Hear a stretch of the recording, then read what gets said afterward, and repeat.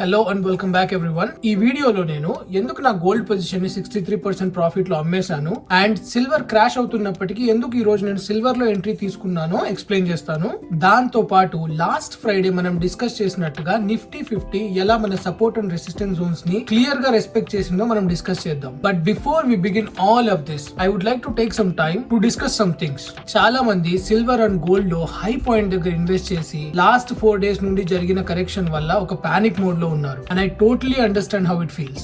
But మీరు కూడా ఒక పాయింట్ ని అర్థం చేసుకోవాలి.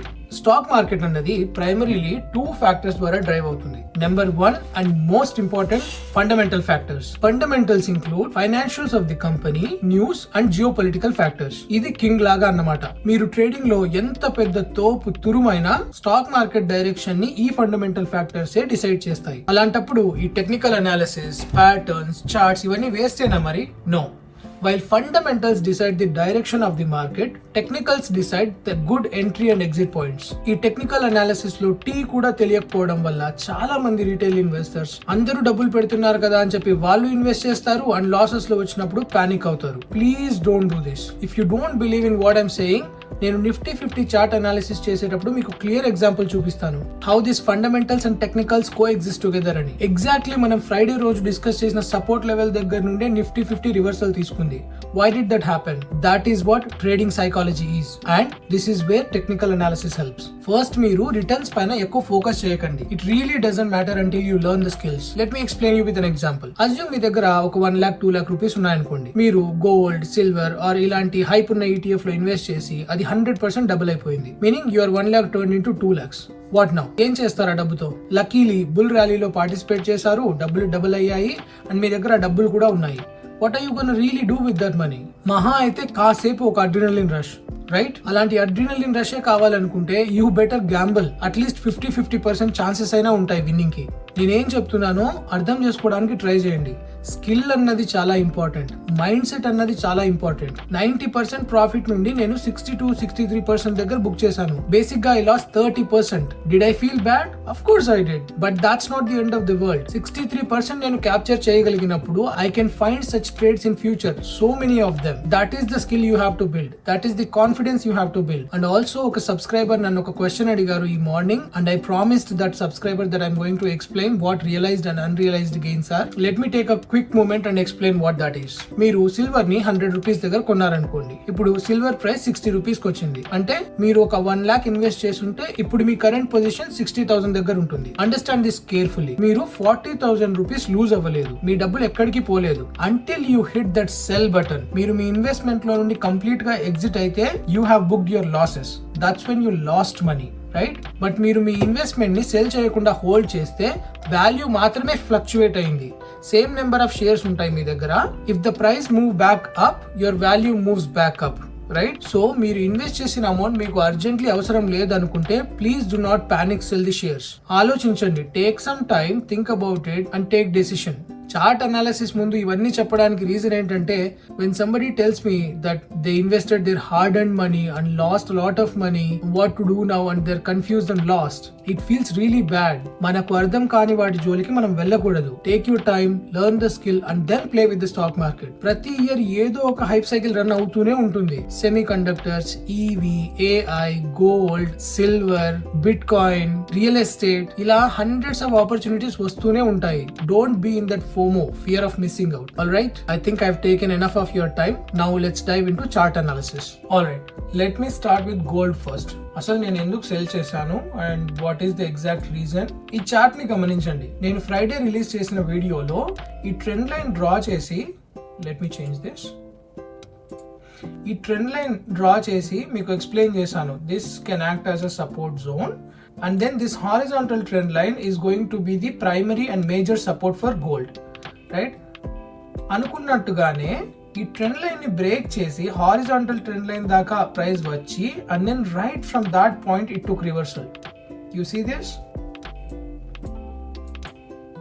ఈ విక్ ఏదైతే ఉందో బాటమ్ విక్, ఇది బయింగ్ ప్రెషర్ ని ఇండికేట్ చేస్తుంది. And the positive news about this, even though the candle is red, ఇది ఈ ట్రెండ్ లైన్ పైన క్లోజ్ అయింది price, right? And the reason why I booked my profits is I got almost 63%, which is my expectation for 5 years. అంటే 5 years లో gold నుండి నా expectation అది 63%, but it gave me in less than 1 year. అంటే ఇది 4 years bonus అన్నమాట. That's factor number 1. Factor number 2, gold అనేది historical గా ఒక హెడ్జ్ లాగా పనిచేసేది. ఫర్ ఎగ్జాంపుల్ ఇప్పుడు US డాలర్ ఉంది, Canadian dollar, euro, Indian rupee, ఇలాంటి కరెన్సీ ఇన్ఫ్లేషన్ జరిగినప్పుడు గోల్డ్ ఒక ఫిజికల్ టాంజిబుల్ అసెట్ కాబట్టి అది ఒక ప్రాపర్ హెడ్జ్ లాగా పనిచేసేది అనమాట. కానీ ఇప్పుడు పెద్ద పెద్ద ఇన్స్టిట్యూషన్స్ అన్ని ఏం చేస్తున్నాయి, they are moving towards crypto currencies, right? It is a big change. We have to accept at some point. మనకు నచ్చినా నచ్చకపోయినా ఒక పాయింట్ ఆఫ్ టైమ్ లో క్రిప్టో కరెన్సీస్ ని మనం యాక్సెప్ట్ చేసి తీరాలి. సో ఐ ఫీల్ లైక్ మెల్లమెల్లగా గోల్డ్ ఆ హెడ్జ్ ని లూజ్ అవుతుంది. Not in the next 1-2 years, but over long period of time మనం ఏదైతే గోల్డ్ ని కరెన్సీ ఇన్ఫ్లేషన్ కి హెడ్జ్ గా వాడుతున్నామో ఆ ఫ్యాక్టర్ ఇది మెల్లమెల్లగా లూజ్ అవుతుంది అనమాట. So that is reason number 2. Reason number 3, and this is the reason why I entered silver today and exited from gold. Silver అన్నది గోల్డ్ కి ఒక లెవరేజ్డ్ అసెట్ లాగా పనిచేస్తుంది. అంటే గోల్డ్ 1% పెరిగితే సిల్వర్ 2-3% ఆర్ 4% పెరుగుతుంది అన్నమాట. So if both metals are moving in same direction, might as well use that leverage. Now let's talk about silver. ఏ పాయింట్ లో ఎంట్రీ తీసుకున్నాను and what is my strategy to mitigate the risk, that is very important for me. ఏ investment చేసినా నేను risk calculate చేసుకుని invest చేస్తాను, blind గా invest చేయను. So let me clearly explain you what my risk strategy is. So ఇది silver spot price అన్నమాట. నేను again as I said Indian ETFs లో సిల్వర్ ని చూపించట్లేదు. Silver spot price is more accurate.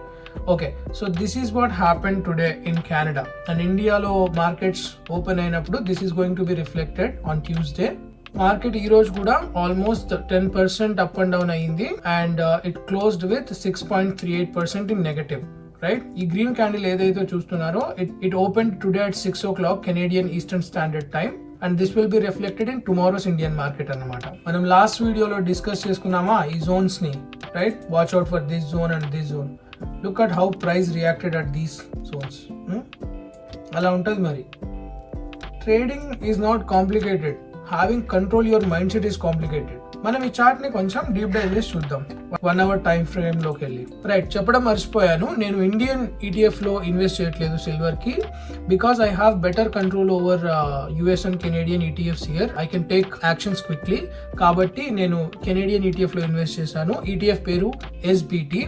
In a while I'm going to show you the proof that I purchased that ETF, but before that మనం ఈ technical analysis కాస్త గమనిద్దాం. Okay, so obviously silver ఒక strong fall చూపించింది, about 40%, right? So first of all 40% discount లో నాకు ETF దొరుకుతుందని అర్థం, which was reason number 1. Next, understand something. Price ఇక్కడ నుండి ఇక్కడ దాకా పడినప్పుడు 40% అంటే మళ్ళీ ప్రైస్ ఇక్కడ నుండి ఇక్కడికి వెళ్తే ఇట్స్ నాట్ 40%.